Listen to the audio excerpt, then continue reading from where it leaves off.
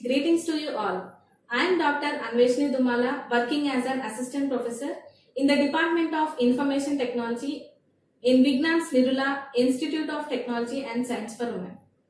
So I welcome you all to the lecture series of mobile computing. So what is computing? Operation of computers. According to the Oxford's dictionary, so computing means operations on the computer. So what is mobile?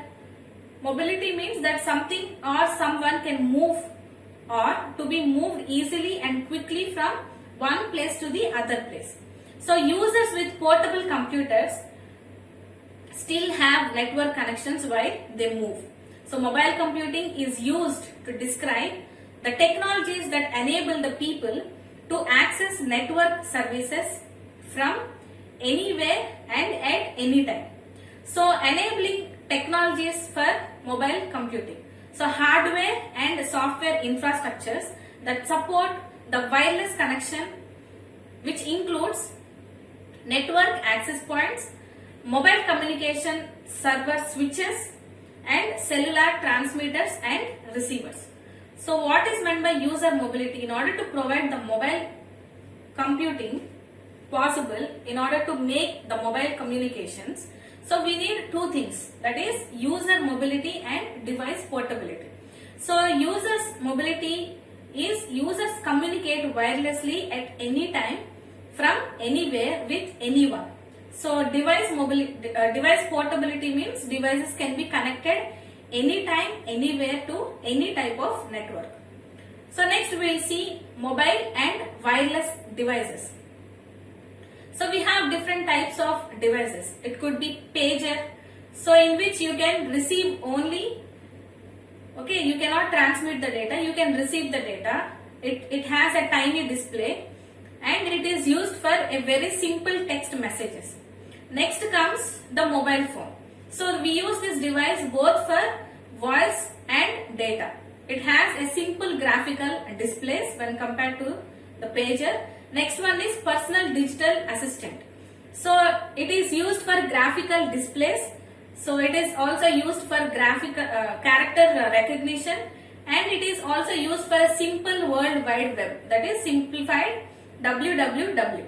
So next comes the smartphone. So smartphone has a very tiny keyboard and the simple versions of standard applications. Next one is our laptop or notebook. So it is a fully functional device and it has some standard applications, right? So from pager to the laptop, the performance is increased tremendously. Next comes the characteristics of the devices. So we have discussed multiple types of devices, right? So they have some characteristics. Let's see them one by one. First one is fixed and wired. So the typical desktop computer in an office is considered as a fixed and wired device. Okay. Second one is mobile and wired. So all the laptops that we are using today will fall under this category. Next one, fixed and wireless. So this mode is used for installing networks. Example, in the historical buildings to avoid the change or damage by installing the wires, or at any trade shows to ensure the fast network, we use these type of networks, that is fixed and wireless. So example for this is wireless LAN. Next comes the mobile and wireless. So these characteristics we are going to discuss them throughout this course. So no cables restricts the user, so they can roam in between different wireless networks. So the best example for this is our mobile phones. Okay, so we have come to an end. In today's session, we have seen the basic concepts in mobile computing, like definition of mobile computing, different generations of mobile communications, different types of devices and their characteristics, right? So today we are going to discuss the three-tier architecture of mobile computing. So it is one of the most important questions in your syllabus, so please concentrate on it. So it is a very simple concept. Let's see it. The three-tier architecture contains the user interface or the presentation tier. Next one, the process management or the application tier, and the data management tier. So we have three tiers. One is presentation tier, second one is application tier, and the third one is data management tier. So we'll see them one by one. So first one is presentation tier. So this layer is responsible for presenting the information to the end user. So it will run on the client device and it offers all the user interfaces. So humans generally use visual and audio means to receive information from machines, right? So humans also use keyboards, pen, touch screen or voice to feed the data to the system. So in case of the visual, the presentation of information will be through a screen. Therefore, the visual presentation will relate to the rendering on a screen. Presentation tier includes web browsers like Mozilla, Internet Explorer, etc. and WAP, that is Wireless Application Protocol browsers and customized client programs. Next one is application tier. So it is independent of both the presentation tier and the database management tier. So it performs the business logic of processing the user input. It obtains the data and it will make some decisions. In certain cases, it does transcoding of data for appropriate rendering in the application tier. So the application tier may include a technology like Java, servlets, okay, JSP, .NET services, etc. deployed in products like Apache, WebSphere, JBoss, etc. Right? So it handles all the functions that are related to the middleware. So middleware means it is a layer of software. It is sitting in between the operating system and the user who is facing the software. So there are many types of middlewares. The first one is message oriented middleware, transaction processing middleware, database middleware, communication middleware, and the next one is transcoding middleware. So we'll see them one by one. So message oriented middleware. So message oriented middleware, a middleware framework that loosely connected with different applications through asynchronous exchange of information.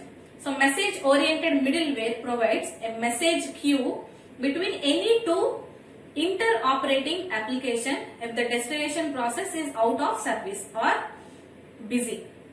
The message is held in a temporary storage location until it can be processed.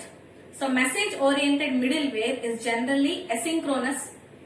It works in publish subscribe fashion. So in publish subscribe mode, one or many objects will subscribe to an event. So whenever the event occurs, it will be published by the loosely coupled asynchronous object. So the message oriented middleware will notify the subscribers about this event. Next one, transaction processing middleware.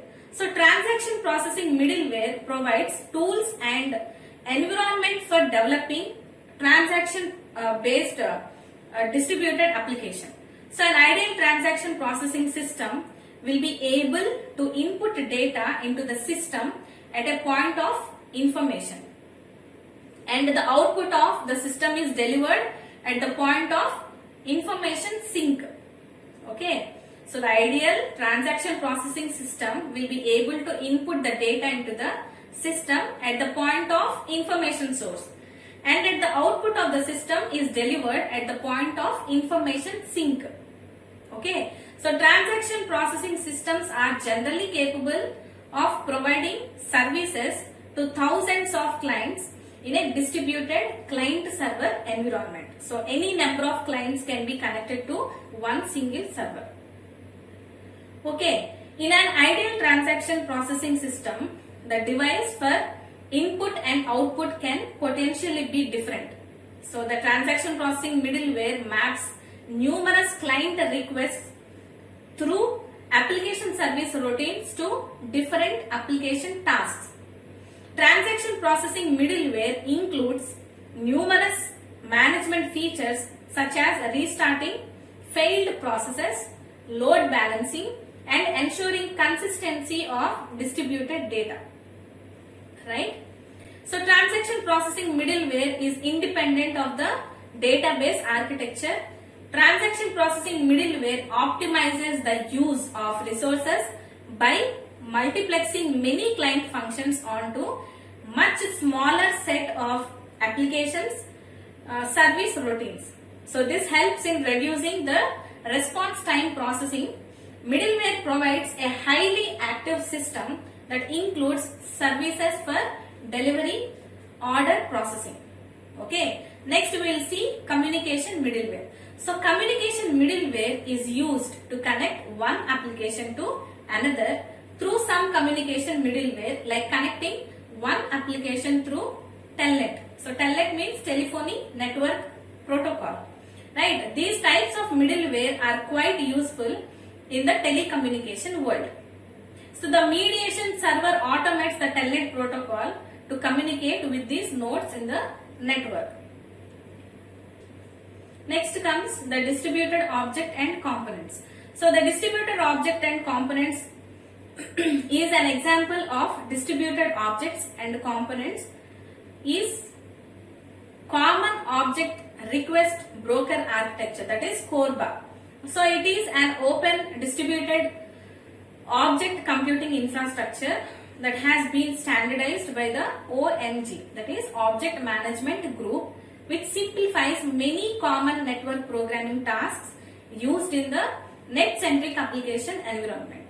Okay. Next one, transcoding middleware. So this transcoding middleware is used to transport the format of data to another to suit the need of the client. See, for example, if you want to access a website through a mobile phone supporting a WAP, wireless application protocol, we need to transport the HTML page to WML page, right? So that the mobile phone can access it. So the another example is accessing a map from an assistant. The same map which can be shown in a computer needs to be reduced in its size to fit the personal digital assistant screen. So technically it is used for the content adaptation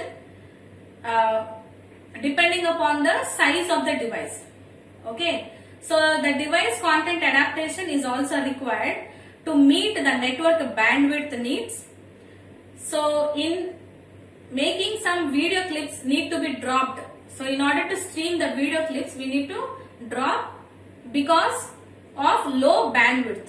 So network adaptation used through proprietary protocols to allow interoperability, and it has been accepted by the IETF, Internet Engineering Task Force. Okay, so the best example is IETF has accepted the Internet Content Adaptation Protocol. We'll see it. So Internet Content Adaptation Protocols means it aimed at providing simple object based content. So vectoring for all the HTTP services. So it is a lightweight protocol and it does transcoding on HTTP messages. So it is similar to executing a RPC, that is the remote procedure call on a HTTP request. Also it adapts the messages and can either be HTTP requests or HTTP responses. Okay, next one. Here we can see the data flow in an ICAP environment. Okay, Internet Content Adaptation Protocol environment. Here are some few steps. So in the diagram you can observe there is a client and there is a server. In between we have ICAP client surrogate and ICAP resource on the ICAP server. Now let's see what happens and how the data is flowed in this ICAP environment. So as a first step, a user agent makes a request to an ICAP capable surrogate, that is ICAP client, for an object on a origin server. So the surrogate sends the request to the ICAP server. The ICAP server executes the ICAP resources service on the request and sends the possibly modified request or a response to the request back to the ICAP client. So the surrogate sends the request possibly different from the original client request to the origin server. The origin server responds to the request. The surrogate sends the reply from either the ICAP server or the origin server to the client. Okay. Now let's see the web services.